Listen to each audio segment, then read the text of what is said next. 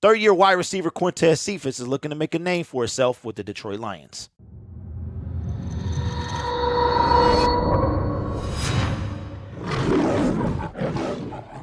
Hello, everyone. My name is Derek, and welcome back to Detroit Lions Syndicate. You already know what we do on this channel. We talk all things about your favorite team, the Detroit Lions. So make sure you join the Syndicate and subscribe to the YouTube channel.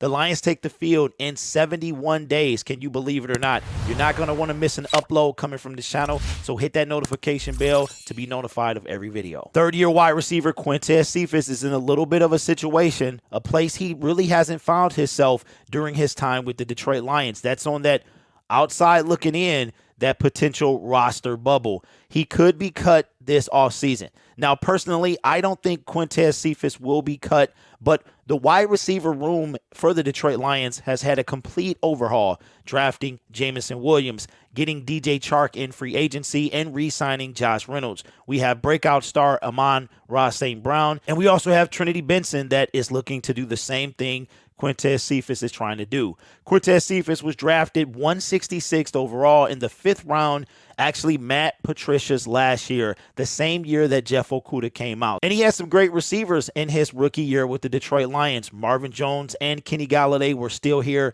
and he also had Matthew Stafford. So what a way to get broken in to your NFL career, having Stafford to catch the ball from, having Jones and Golladay as teammates. And Cephus was on a little bit of a roll this year. Ironically, he had the same number of yards as his draft number, 166, 12 catches for 2 touchdowns before that season-ending collarbone injury that he suffered in Week 5 against Minnesota. I remember watching that game, and you could see Cephus was in a lot of pain with that broken collarbone. He was really starting to get into a groove with the Detroit Lions, and it was a shame to see him go down. But he's looking forward to getting back out there, doing something he loves to do, making that connection with Jared Goff. It sucked, honestly, not being able to be out there and do what I love to do. Got off to a great start. Just wanted to take advantage of my opportunities, but it ended shorter than I wanted it to. The situation that Cephus finds himself in his third year is quite precarious. What a huge difference year 3 for Quintez Cephus than year 2. The wide receiver room is completely revamped.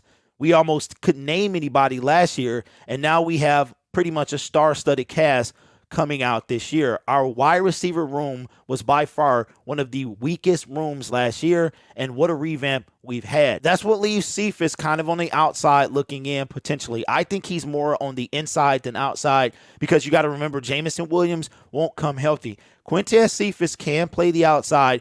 He actually got hurt playing the outside last year. It's going to be tougher for Cephus than it's been in years past. The 4 wide receivers for sure, in my opinion, will be Williams, Chark, St. Brown, and Reynolds. I think he was a bit on the roster bubble last year, but he made it no problem. I think this year is going to be a little tougher. He's going to be kind of more on the inside lining of that bubble, but not quite on the outside. I think, honestly, Quintez Cephus has a really good chance to be wide receiver 5 or 6. But just like everyone else, Cephus knows he has to earn his spot on that active roster. We all watch the film. We all come out here wanting to compete and wanting to show up on the film when we go back into the meeting room. We got a lot of guys that can do a lot of things on the perimeter. It is competitive, but you want to be in a room where there's competition every day. That's what we come out here to do every day. I honestly think Cephus will make the roster, being a 5th-round pick, being injured in his 2nd year, another guy with a chip on his shoulder. And I think he's going to come back stronger than ever, and I think he remains on the Detroit Lions active roster. During OTAs and minicamp, Cephus was putting in a lot of hard work, and it did not go unnoticed by head coach Dan Campbell. He's doing what we asked him to do, and last year kind of put him in a competitive environment. All of a sudden, he shows up, man. That's when you really feel him. And yesterday, we get one of those competitive environments, and who showed up again? We don't ignore those things. I don't ignore them.